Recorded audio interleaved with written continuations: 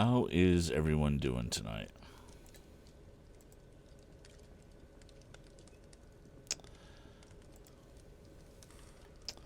There we go. Just putting out the final little bit of promotion. And then we will get going. I know it's been a little while. But I think it's alright. So let's see here. I'm using this. Okay, we're over here. Hey Skippy, yeah, Tom Swift is going airborne. That is correct. I'm actually using, it's funny, I'm using this new Twitch stream manager to kind of take a look at things. So we'll see how it all goes. Let me see. And only because you're in here, Skippy, and there's not a lot of other folks here. Bear with me. I'm gonna try to run a 60-second ad break. I'm only doing this first time. I'm only doing it to check to see what'll happen, and how it appears to me. And then what I want to be able to do is perhaps run an ad in between chapters, but I haven't really finalized that yet. So here we go.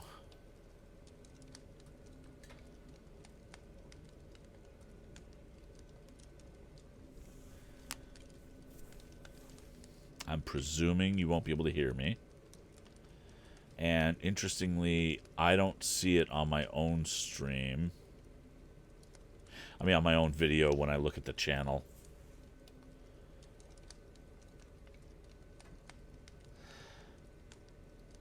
Oh, nice. I'm presuming you can't hear me.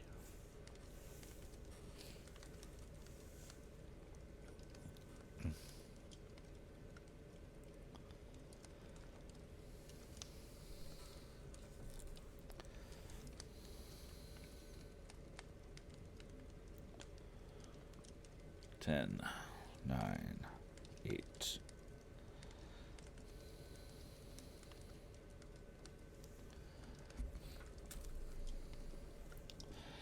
And I think that should be it. Oh, cool. I approve of both of those. I like Batwoman and the Man in High Castle. So, Skippy, presuming you didn't hear me during the ad. And I'm presuming that when I said, okay, looks like we're back, we were actually back, right? Because it actually shows me a timer. All right, cool. And then the other question that I had for you is in the... All right, cool. Can you check the Amazon blacksmith and let me know if the new book Tom Swift and His Airship is actually showing up in there?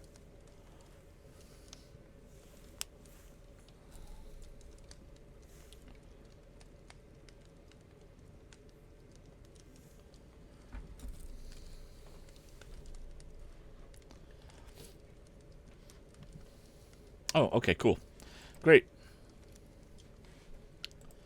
And, oh yeah, so if I check here. Updated 8 minutes ago. Yeah, that's about right. Ninja Kion, welcome to the stream. All right, so we're going to just jump right into it. Thank you guys for joining me again tonight. We're kicking the new year off with a new Tom Swift book. Once again, I need to actually hit record or else that's going to cause a problem. Okay, once again, what we're doing is we're doing another Tom Swift book. If you have ideas for a new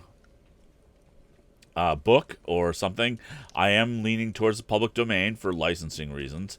But if you have an idea, go ahead and send an email to Kurt@storytimewithkurt.com, or you can leave a message in the suggestion box below. So there's that. And we will get started with the intro.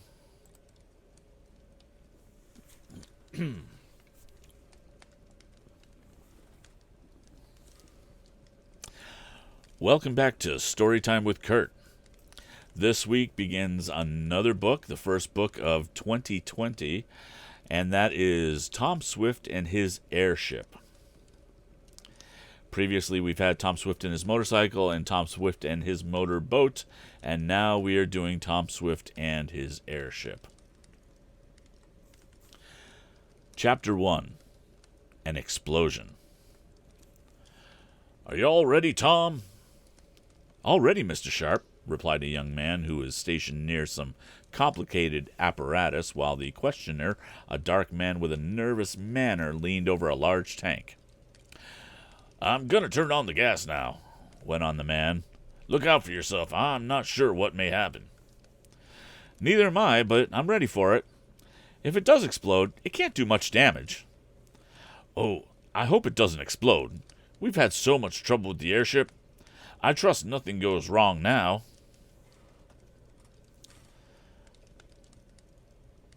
"Well, turn on the gas, Mr. Sharp," advised Tom Swift. "I'll watch the pressure gauge, and if it goes too high, I'll warn you, and you can shut it off." The man nodded, and with a small wrench in his hand, went off to one end of the tank. The youth, looking anxiously at him, turned his gaze now and then toward a gauge, somewhat like those on a steam boiler, which gauge was attached to an aluminum, cigar-shaped affair about 5 feet long. Presently, there was a hissing sound in the small frame building, where the two were conducting an experiment which meant much to them. The hissing grew louder. "Be ready to jump," advised Mr. Sharp. "I will," answered the lad, "but the pressure's going up very slowly. Maybe you better turn on more gas." "I will. Here she goes. Look out now. You can't tell what's going to happen." With a sudden hiss, as the powerful gas, under pressure, passed from the tank through the pipes and into the aluminum container, the hand on the gauge swept past figure after figure on the dial. "Shut it off!" cried Tom quickly. "It's coming too fast. Shut her off!" The man sprang to obey the command, and with nervous fingers, sought to fit the wrench over the nipple of the controlling valve. Then his face seemed to turn white with fear.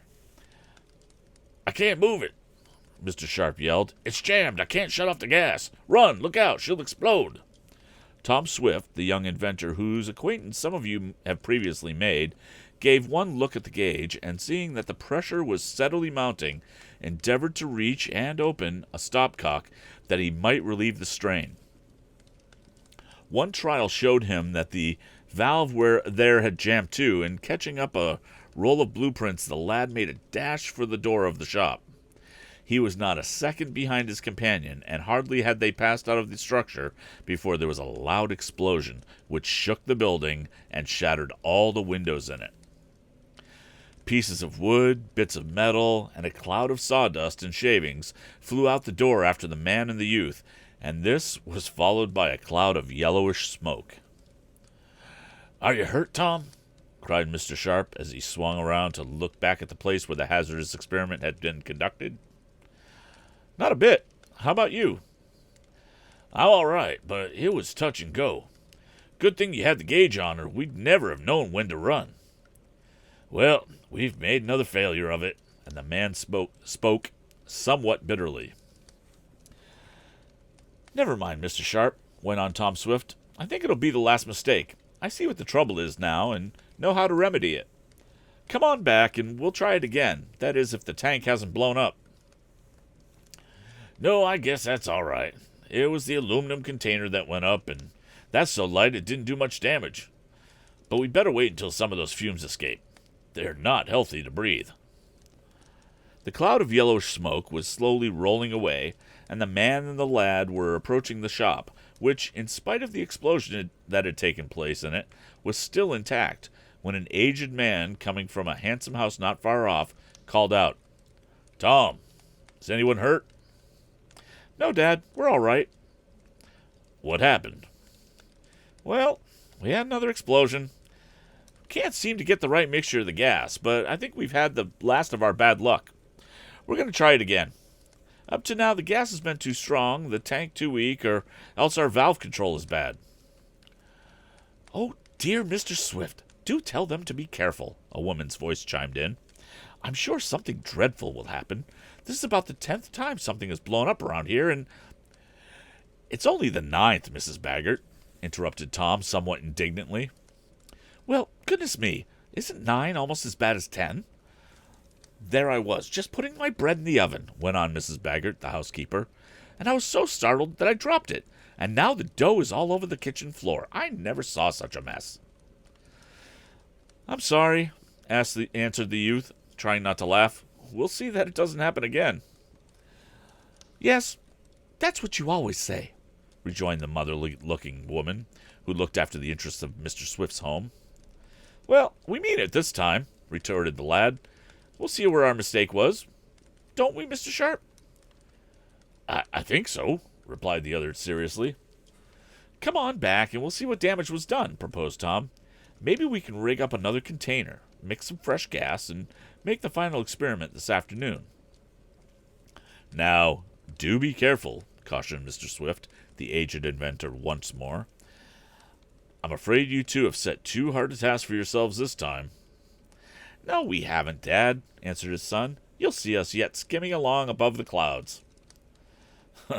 "If you go above the clouds, I shan't be very likely to see you, but go slowly now. Don't blow the place up again." Mr. Swift went into the house, followed by Mrs. Baggert, who was loudly bewailing the fate of her bread.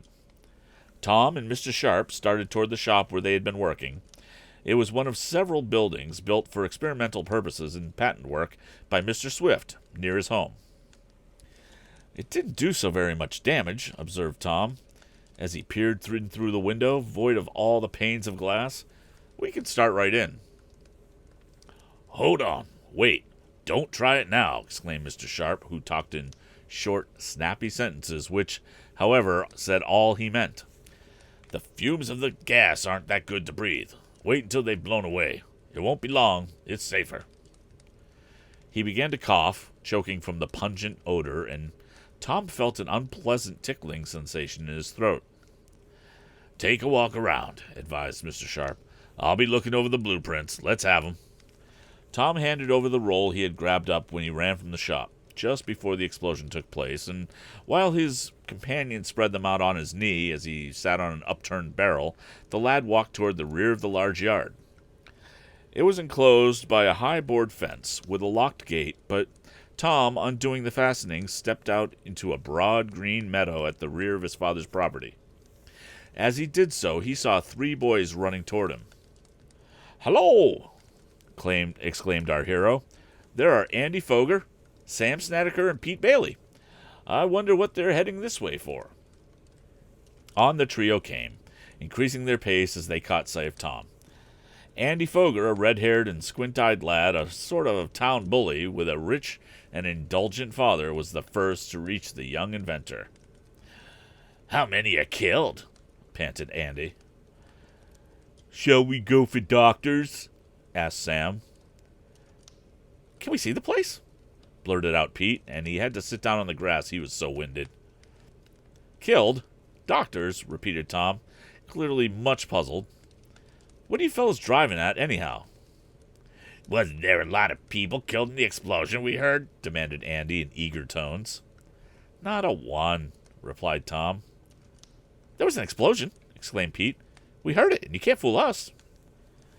"And we saw the smoke," added Snedeker. "Yes, there was a small explosion," admitted Tom with a smile, "but no one was killed or even hurt. We don't have such things happen in our shops." "Nobody killed?" repeated Andy questioningly, and the disappointment was evident in his tones. "Nobody hurt?" added Sam, his crony, and he too showed his chagrin. All a run for nothing? Continued Pete, another crony in disgust. What happened? Demanded the red-haired lad, as if he had a right to know. We were walking along the lake road, and we heard an awful racket. If the police come out here, you'll have to tell us what it was, Tom Swift. He spoke defiantly. I've no objection to telling you or the police, replied Tom. There was an explosion. My friend Mr. Sharp, the balloonist, and I were conducting an experiment with a new kind of gas, and it was too strong. That's all. An aluminum container blew up, but no particular damage was done. I hope you're satisfied. Huh. What are you making, anyhow? Demanded Andy, and again he spoke as if he had a right to know. I don't know that it's any of your business, Tom came back at him sharply, but as everyone will soon know, I may as well tell you. We're building an airship. An airship? Exclaimed Sam and Pete in one breath. An airship? Queried Andy, and there was a sneer in his voice. Well, I don't think you can do it, Tom Swift. You'll never build an airship, even if you have a balloonist to help you. I won't, eh? And Tom was a trifle nettled at the sneering manner of his rival. All right, this is the first break. Trifle nettled? I mean, I understand these books were written in the early 20th century, but trifle nettled. Okay. It's just weird. No, you won't. It takes a smarter fellow than you are to build an airship that'll sail. I believe I could beat you at it myself. Oh, you think you could? Asked Tom, and this time he had mastered his emotions. He was not going to let Andy Foger make him angry. Maybe you can beat me at racing, too, he went on. If you think so, bring out your red streak and I'll try the arrow against her. I beat you twice, and I can do it again. This unexpected taunt disconcerted Andy. It was the truth, for more than once Tom had, in his motorboat, proved more than a match for the squint-eyed bully and his cronies. Go back at him, Andy, advised Sam in a low voice. Don't take any of his guff. I don't intend to, spluttered Andy. Maybe you did beat me to the races because my motor wasn't working right. He conceded, but you can't do it again. Anyhow, that's got nothing to do with an airship. I'll bet you can't make one. I don't bet, replied Tom calmly. But if you wait a few weeks, you'll see me in an airship, and then if you want to race the red streak against that, I'll accommodate you. Or if you want to enter into a competition to build a dirigible balloon or an airplane, I'm willing. Huh, you think you're smart, don't you? Just because you helped save that balloonist from being killed when his balloon caught fire, went on Andy, for want of something better to say. But you'll never build an airship. Of course he won't, added Sam and Pete, bound to side with their crony, to whom they were indebted for many automobile and motorboat rides. Just wait, advised Tom, with a tantalizing smile. Meanwhile, if you want to try the red streak against the arrow, I'm willing. I have an hour or so to spare. Ah, keep still, muttered Andy, much discomfited, for the defeat of his speedy boat by a much smaller and less powerful one was a sore point with him. You just wait, that's all. I'll get even with you. Look here, cried Tom suddenly. You always say that whenever I get the best of you. I'm sick of hearing it. I consider that a threat, and I don't like it. If you don't look out, Andy Foger, you'll have trouble with me, and at no very distant date. Tom, with flashing eyes and clenched fists, took a step forward. Andy shrank back. Don't be afraid of him, advised Sam. We'll stand by you, Andy. I ain't afraid, muttered the red-haired lad. But it was noticed that he shuffled off. You just wait. I'll fix you, he added to Tom. The bully was plainly in a rage. The young inventor was about to reply, and possibly would have made a more substantial rejoinder to Andy than mere words, when the gate opened and Mr. Sharp stepped out. The fumes have all cleared now, Tom. We can go into the shop. Without further notice of Andy Foger, Tom Swift turned aside and followed the aeronaut into the enclosed yard. End of Chapter 1. So I did notice that I did not change the view on the stream, so I'm going to do that right now. We got some new artwork, which you saw in the book. The book was is a new cover, and we've got some new artwork over the mantelpiece. There we go. All right. So that is chapter 1. And we'll take a look over here. Hey, Dwom. How's it going, man? And I'm going to, again, this isn't really for you, and I hope it doesn't bug you too much. I'm gonna run another 60-minute, 60. It's not minute. Oh my God, 60-second ad, not 60-minute ad. So hang tight.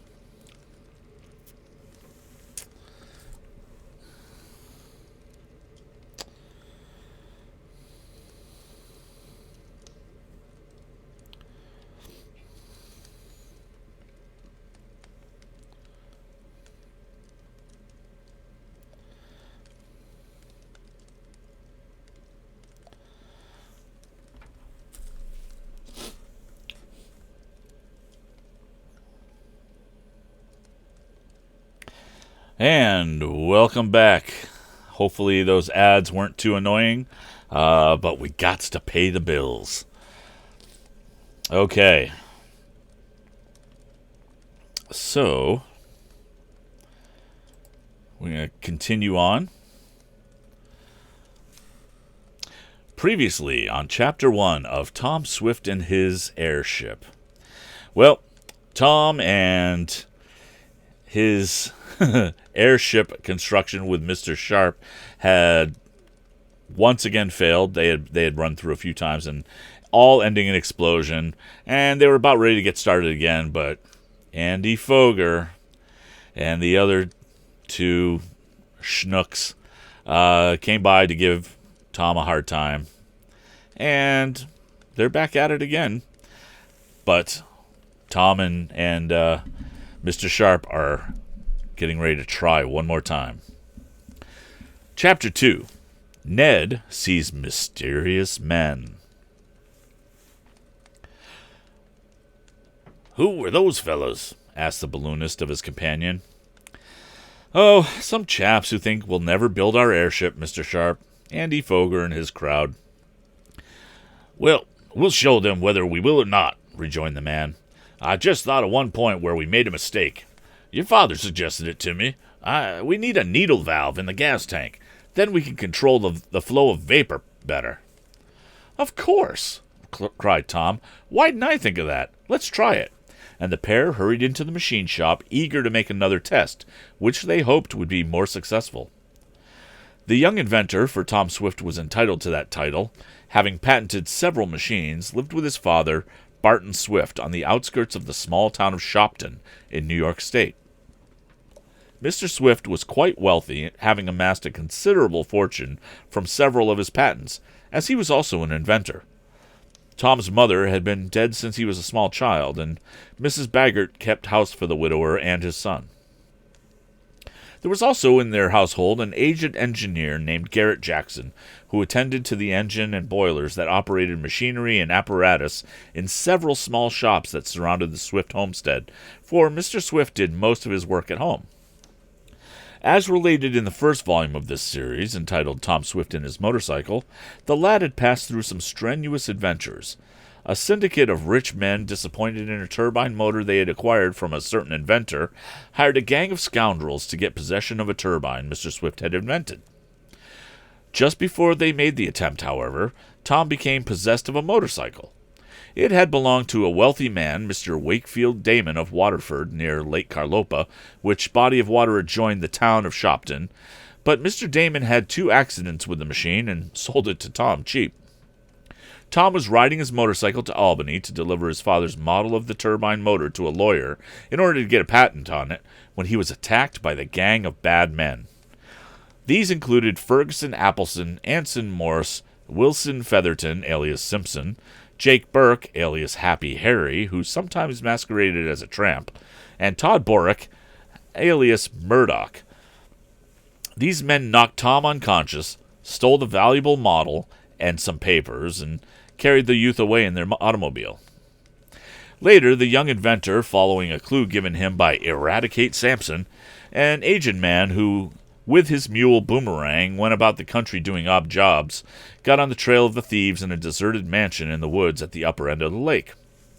Our hero, with the aid of Mr. Damon and some friends of the latter, raided the old house, but the men escaped. In the second book of the series, called Tom Swift... Okay, so I'm going to stop right here.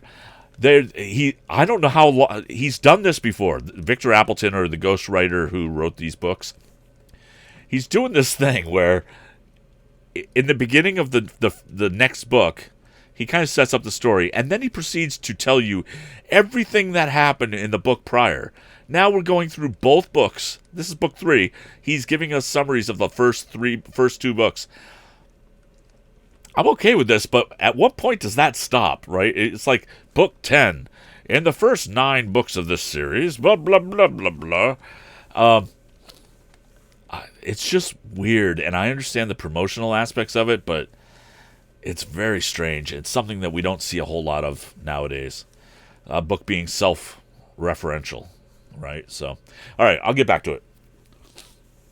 In the second book of the series, called Tom Swift and His Motorboat, there was related the doings of the lad, his father, and his chum, Ned Newton, on Lake Carlopa. Tom bought at auction a motorboat the thieves had stolen and damaged, and fixing it up, made a speedy craft of it, so speedy, in fact, that it beat the racing boat Red Streak, owned by Andy Foger. But Tom did more than race in his boat. He took his father on a tour for his health, and during Mr. Swift's absence from home, the gang of bad men stole some of the inventor's machinery. Tom set out after them in his motorboat, but the scoundrels even managed to steal that, hoping to get possession of a peculiar and mysterious treasure in it, and Tom had considerable trouble. Among other things he did when he had his craft was to aid a Miss Mary Nestor, who, in her cousin's small boat, the Dot, was having trouble with the engine, and you shall hear more of Miss Nestor presently, for she and Tom became quite friendly. Events so shaped themselves that Andy Foger was glad to loan Tom the Red Streak in which to search for the stolen arrow, and it was in the later craft that Tom, his father, and Ned Newton had a most thrilling adventure. They were on their way down the lake when in the air overhead they saw a balloon on fire, with a man clinging to the trapeze. They managed to save the fellow's life after a strenuous endeavor. The balloonist, John Sharp, was destined to play quite a part in Tom's life. Mr. Sharp was more than an aeronaut. He was the inventor of an airship. That is, he had plans drawn for the more important parts, but he had struck a snag of clouds, as he expressed it, and could not make the machine work. His falling in with Mr. Swift and his son seemed providential, for Tom and his father were at once interested in the project for navigating the upper air. They began a study of Mr. Sharp's plans, and the balloonist was now in a fair way to have the difficulty solved. His airship was primarily an aeroplane, but with a sustaining aluminum container shaped like a cigar and filled with a secret gas, made partly of hydrogen, being very light and powerful. It was testing the effect of this gas on a small model of the aluminum container that the explosion, told of in the first chapter, occurred. In fact, it was only one of several explosions, but, as Tom said, all the while they were eliminating certain difficulties, until now the airship seemed almost a finished thing. But a few more details remained to be worked out, and Mr. Swift and his son felt that they could master these. So it was with a feeling of no elation that the young inventor followed Mr. Sharp into the shop. The balloonist, it may be explained, had been invited to live with the Swifts pending the completion of the airship. "Do you think we'll get on the right track if we put the needle valve in?" asked Tom, as he noted with satisfaction that the damage from the explosion was not great. "I'm sure we will," answered the aeronaut. "Now let's get another model made and try the gas again." They set to work, with Mr. Swift helping them occasionally and Garrett Jackson, the engineer, lending a hand whenever he was needed. All that afternoon work on the airship progressed. The joint inventors of it wanted to be sure that the sustaining gas bag or aluminum container would do its work properly, as this would hold them in the air and prevent accidents in case of a stoppage of the engine or propellers. The aeroplane, part of the airship, was all but finished, and the motor, a powerful machine of a new design built by Mr. Swift, was ready to be installed. All that afternoon, Tom, his father, and Mr. Sharp labored in the shop. As it grew dusk, there sounded from the house the ringing of a bell. "Supper time," remarked Tom, laying aside a wrench. "I wish Mrs. Baggert would wait about an hour. I'd have this valve nearly done then." But the housekeeper was evidently not going to wait, for her voice supplemented the bell. "Supper! Supper!" she called. "Come on now, Mr. Swift, Tom, Mr. Sharp. I can't wait any longer. The meat and the potatoes will be spoiled." "I suppose we better go in," remarked Mr. Sharp with something of a sigh. "We can finish tomorrow." The shop, where certain parts of the airship were being made, was doubly locked, and Jackson, the engineer, who was also sort of a watchman, was bidden to keep good guard, for the fear of the gang of unscrupulous men who had escaped from jail during a great storm was still in the minds of Mr. Swift and his son. "And give an occasional look in the shed where the airplane is," advised Mr. Sharp. "It wouldn't take much to damage that now." "I'll pay particular attention to it," promised the engineer. "Don't worry, Mr. Sharp." After supper, the three gathered around the table on which were spread out sheets of paper covered with intricate figures and calculations, which Mr. Swift and the balloonist went over with care. Tom was examining some blueprints which gave a sectional view of the proposed ship, and was making some measurements when the bell rang, and Mrs. Baggert ushered in Ned Newton, the most particular chum of the young inventor. "Hello, Ned," exclaimed Tom. "I was wondering what had become of you. I haven't seen you in a dog's age." "That's right," admitted Ned. "We've been working late nights at the bank, getting ready for the regular visit of the examiner, who usually comes along about this time. Well, how are things going? And how's the airship?" For, of course, Ned had heard of that. "Oh, pretty good. Had another explosion today. I suppose you heard." "Nope, hadn't. I thought everybody in town had, for Andy Foger and his two cronies were on hand, and they usually tell all they know." "Oh, Andy Foger. He makes me sick. He was scooting up the street in his auto just as I was coming in, honking his horn to beat the band. You'd think no one ever saw an auto but him. He certainly was going fast."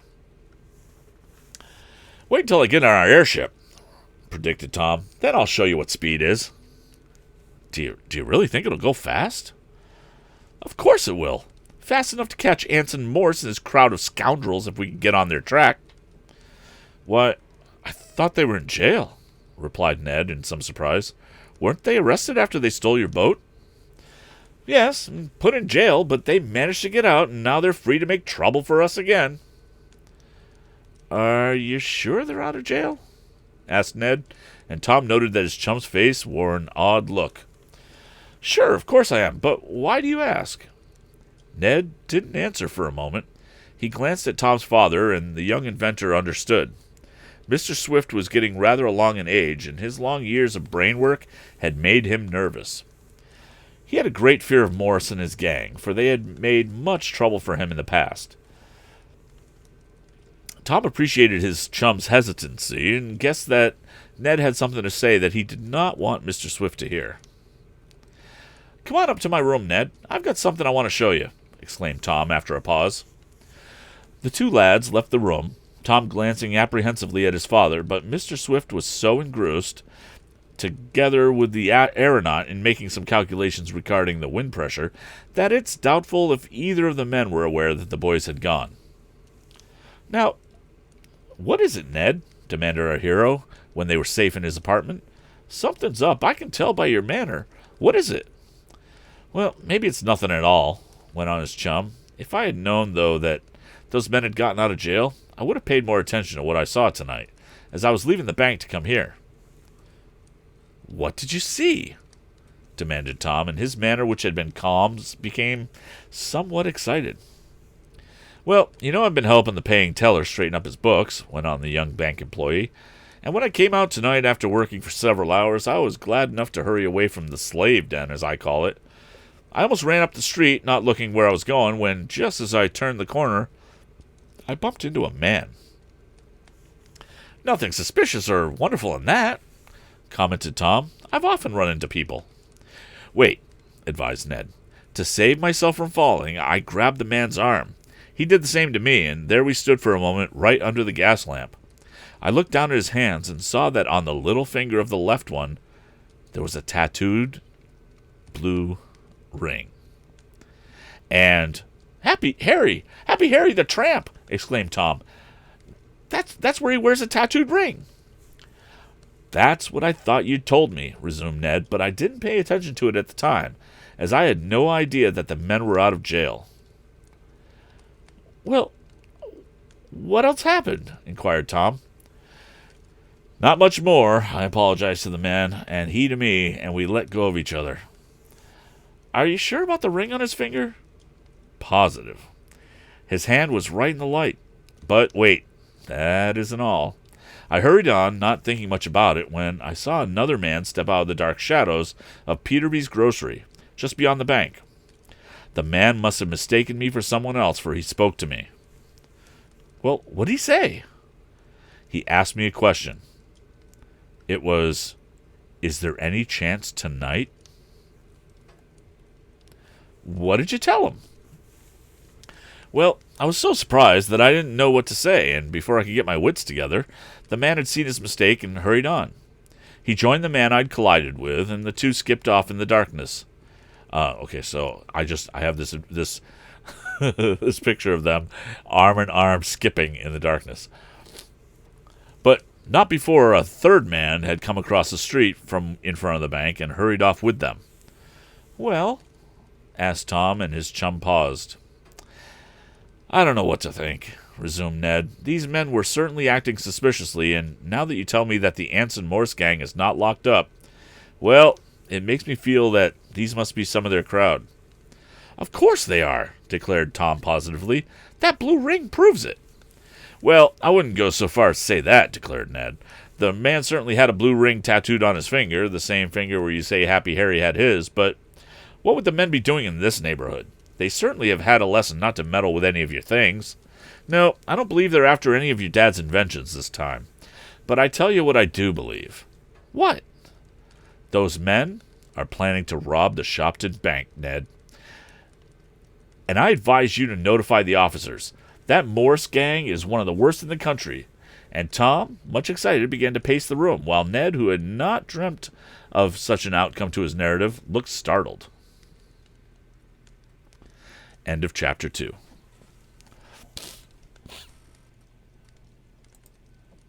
All right. Interesting. Commander Root, welcome to the stream. Unless you're a bot, and then welcome to the stream.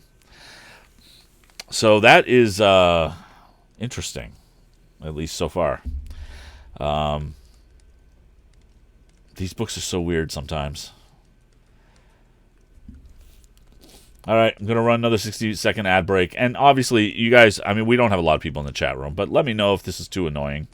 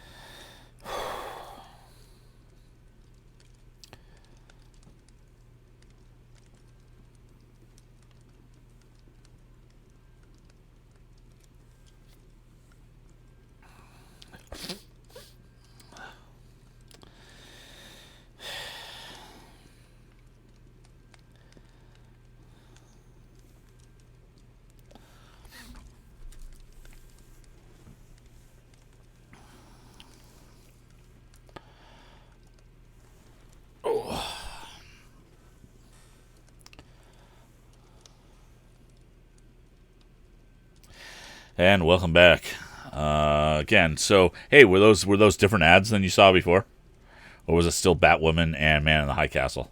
Because I don't see them here when that's all happening.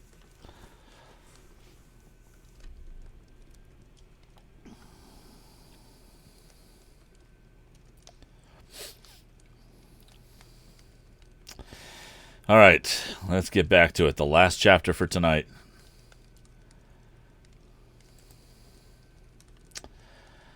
And let's see.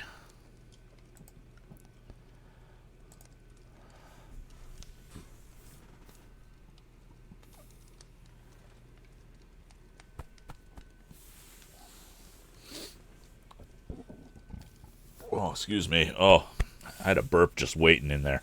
All right. Previously on Chapter 2 of Tom Swift and his Airship. Well, Tom and Mr. Sharp got to working on the airship again when Ned Newton showed up and just see what was going on and reported, in short, that the Anson Morse gang appeared to be back in town. They are not in jail as expected. Chapter 3. Whitewashed. "Let's tell your father, Tom," suggested Ned after a pause. "He'll know what to do." "No, I'd rather not," answered the young inventor quickly. "Dad has had trouble enough with these fellas, and I don't want to worry him any more. Besides, he's working on a new invention, and if I tell him about the Happy Harry gang, it'll take his attention from it." "What invention is he planning now?" "I don't know, but it's something important by the way he keeps at it. He hardly spares time to help Mr. Sharp and me on the airship. No, we'll keep this news from Dad." "Then I'll inform the bank officials, as you suggest. If the place was robbed, they might blame me if they found out I'd seen the men and failed to tell them." "Well, that gang would only be too glad to have the blame fall on someone else." Tom little knew how near the truth he had come in his chance expression, or how soon he himself was to fall under suspicion in connection with this same band of bad men. "I'll telephone to the president on my way home," decided Ned, "and he can notify the watchman at the bank. But do you really expect to have your airship in shape to fly soon?" "Oh, yeah. As long as we have found our mistake about the gas, the rest will be easy." "I think I'd like to take a trip in one myself, if it didn't go too high," ventured Ned. "I'll remember that, and when we have ours completed," promised his chum, "and I'll take you for a spin." Excuse me. The boys talked for perhaps an hour longer, mostly about the airship, for it was the latest mechanical affair in which Tom was interested, and naturally foremost in his thoughts. But then Ned went home first, however, and telephoning from Tom's house to the bank president about having seen the suspicious men. That official thanked his young employee and said he would take all necessary precautions. The telephone message was not sent until Mr. Swift was out of hearing, as Tom was determined that his father should have no unnecessary worry about the unscrupulous men.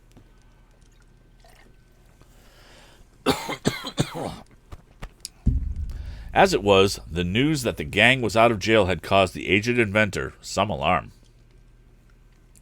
It was not without some anxiety that Tom arose the next morning, fearing he would hear news that the bank had been broken into, but no such alarming report circulated in Shopton. In fact, having made some inquiries the day of Ned, he learned that no trace had been seen of the mysterious men. The police had been on the lookout, but they'd seen nothing of them. "Maybe, after all, they weren't the same ones," suggested Ned when he paid Tom another visit the next night. "Well, of course it's possible that they weren't," admitted the young inventor. "I'd be very glad to think so. If they were, your encounter with them may have scared them off, and that would be a good thing." The next 2 weeks were busy ones for Tom and Mr. Sharp. Aided occasionally by Mr. Swift and with Garrett Jackson, the engineer, to lend a hand whenever needed, the aeronaut and the owner of the Speedy Arrow made considerable progress on their airship. "What's your father so busy over?" asked Mr. Sharp one day when the new aluminum gas holder was about to be completed. "I don't know," answered Tom with a somewhat puzzled air. "He doesn't seem to want to talk about it, even to me. He says it'll revolutionize travel along a certain line, but Whether he's working on an airship that will rival ours or a new automobile, I can't make out. He'll tell us in good time. But when do you think we'll finish the, well, I don't even know what to call it. I mean, our airplane? Oh, in about a month now. That's so, though we haven't even a name for it, but we'll christen it after it's completed. Now, if you'll tighten up some of those bolts, I'll get the gas-generating apparatus in readiness for another test. A short description of the new airship may not be out of place now. It was built after plans Mr. Sharp had shown to Tom and his father soon after the thrilling rescue of the aeronaut from the blazing balloon over Lake Carlopa. The general idea of the airship was that of the familiar airplane, but in addition to the sustaining services of the airplane, there was an aluminum cigar-shaped tank holding a new and very powerful gas, which would serve to keep the ship afloat even when not in motion. 2 sets of planes, one above the other, were used, bringing the airship into the biplane class. There were also 2 large propellers, one in front of the other, and one in the front and the other in the rear. These were carefully made of different layers of wood, built up as they're called, to make them stronger.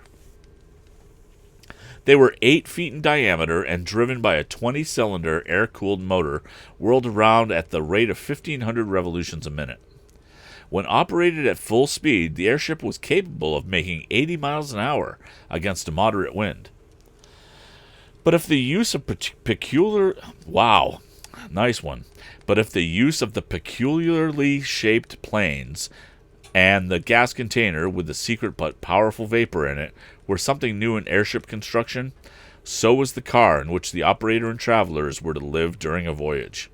It was a complete living room, with the engine and the other apparatus, including that for generating the gas, in a separate compartment, and the whole was the combined work of Tom and Mr. Sharp.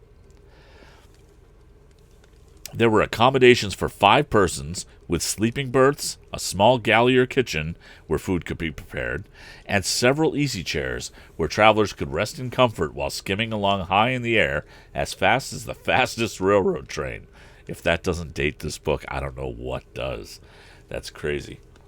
80 miles an hour, nothing really goes faster than that. There was room enough to carry stores for a voyage of a week or more, and enough gas could be manufactured aboard the ship, in addition to that taken in the aluminum case before starting, to sustain the ship for 2 weeks. The engine, steering apparatus, and the gas machine were within easy reach and control of the pilot, who was to be stationed in a small room in the bow of the ship. An electric stove served to warm the interior of the car and also provided means for cooking the food. The airship could be launched either by starting it along the ground on rubber-tired wheels, as is done in the case of the ordinary airplane, or it could be lifted by the gas, just as is done with a balloon. In short, there were many novel features about the ship. The gas test, which took place a few days later, showed that the young inventor and Mr. Sharp had made no mistake this time. No explosion followed, the needle valve controlling the powerful vapor perfectly. "Well," remarked Mr. Sharp one afternoon, "I think we shall put the ship together next week, Tom, and have a trial flight. We shall need a few more aluminum bolts, though, and if you don't mind, you might jump on your motorcycle and run to Mansburg for 'em. Merton's machine shop ought to have some." Mansburg was the nearest large city to Shopton, and Merton was a machinist who frequently did work for Mr. Swift. "All right," agreed Tom. "I'll start now. How many will you need?" "Oh, couple dozen." Tom started off, wheeling his cycle from the shed where it was kept. As he passed the building where the big frame of the airship with the planes and aluminum bag had been assembled, he looked in. "We'll soon be flying through the clouds on your back," he remarked, speaking to the apparatus as if it could understand. "I guess we'll smash some records, too, if that engine works as well when it's installed as it does now." Tom had purchased the bolts and was on his way back with them when, as he passed through one of the outlying streets of Mansburg, something went wrong with his motorcycle. He got off to adjust it, finding that it was only a trifling matter, which he soon put right when he was aware of a man standing, observing him. Without looking up at the man's face, the young inventor was unpleasantly aware of a sharp scrutiny. He could hardly explain it, but it seemed as if the man had evil intentions toward him, and it was not altogether unexpected on Tom's part when, looking up, he saw staring at him Anson Morse, the leader of the gang of men who had caused such trouble for him. "Oh, it's you, is it?" asked Morse, an ugly scowl on his face. "I thought I recognized you." He moved nearer to Tom, who straightened up and stood leaning on his wheel. "Yes, it's me," admitted the lad.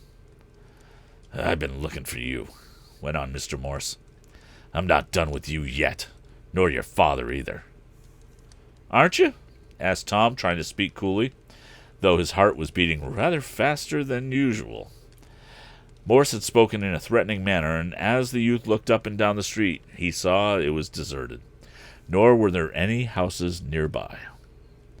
"No, I'm not," snapped the man. "You got me and my friends in trouble. And you didn't get half of what you deserved," burst out Tom, indignant at the thought of what he and his father had suffered at the hands of the gang. "You ought to be in jail now instead of out, and if I could see a policeman, I'd have you arrested for threatening me. That's against the law." "I suppose you think you know lots about the law," sneered Morse. "Well, I'll tell you one thing. If you make any further trouble for me, I'll make all the trouble I can," cried Tom, and he boldly faced the angry man. "I'm not afraid of you." "You better be," and Morse spoke in a vindictive manner. "We'll get even with you yet, Tom Swift. In fact, I've got a good notion now to give you a good thrashing for what you've done." Before Tom was aware of the man's intention, Morse had stepped quickly into the street, where the lad stood beside his wheel, and grasped him by the shoulder. He gave Tom a vicious shake. "Take your hand off me," cried Tom, who was hampered by having to hold up his heavy machine. "I will when I've given you what I owe you," retorted the scoundrel. "I'm going to have that satisfaction now if I never—" At that instant, there came from down the street the sound of a rattling and bumping. Tom looked up quickly and saw approaching a rattletrap of a wagon, drawn by a big, loose-jointed mule, the large ears of which were flapping to and fro. The animal was advancing rapidly in response to blows and words from the driver, and before the uplifted fist of Morse could fall on Tom's head, the outfit was opposite them. "Hold on there, mister. Hold on," cried the man in the wagon. "What are you doing to my friend, Mr. Swift?" "None of your business," snapped Morse. "You drive on and let me manage this affair if you don't want any trouble. Who are you, anyhow?" "What? You don't know me?" asked the man, at whom Tom looked gratefully. "I'm Eradicate Sampson, and this is my mule, Boomerang. Whoa, Boomerang, I reckon you and I better hand in this here argument." "Not unless you want trouble," cried Morse. "I don't mind trouble, not in the least," answered Eradicate cheerfully. "Me and Boomerang has had lots of trouble. We're used to it. Nope, you better let go of my friend Mr. Swift if you don't want trouble yourself." "Drive on and mind your business," cried Mr. Morse, now unreasoningly angry. "This is my affair," and he gave Tom a shake. Our hero was not going to submit tamely, however. He had one hand free and raced to strike Morse, but the latter, letting go of his hold of the lad's shoulder, grasped with that hand the fist which the young inventor raised. Then, with his other hand, the scoundrel was about to hit Tom. "Break away from him, Mr. Swift," directed the man. "You can fight him then." "Well, I guess he'll have his own troubles doing that," sneered Morse. "Not if I can help him," answered Eradicate promptly as he climbed off the seat into the body of his ramshackle vehicle. "Don't you interfere with me," stormed the man. An instant later, Tom broke away from his tormentor and laid his motorcycle on the ground in order to have both hands free for the attack he felt would follow. "Huh, you think you're going to escape, do you?" cried Morse as he started towards Tom, his eyes blazing. "I'll show you who you're dealing with." "Yep, and I reckon I'll show you a suffering you're not looking for," suddenly cried Eradicate. With a quick motion, he picked up a pail of whitewash from his wagon and with sure aim emptied the contents of the bucket over Morse, who was rushing at Tom. The white fluid spread over the man from head to foot, enveloping him as in a white shroud, and the advance was suddenly checked. "There. I reckon that's the quickest whitewashing job I've done in some time," chuckled Eradicate, as he grasped his long-handled brush and clambered down from the wagon, ready for a renewal of hostilities on the part of Morse. "The best whitewashing job I've done in some time, yes, sir." End of Chapter 3. Okay. So, I didn't want to do that. Hide notebook. We'll do that there.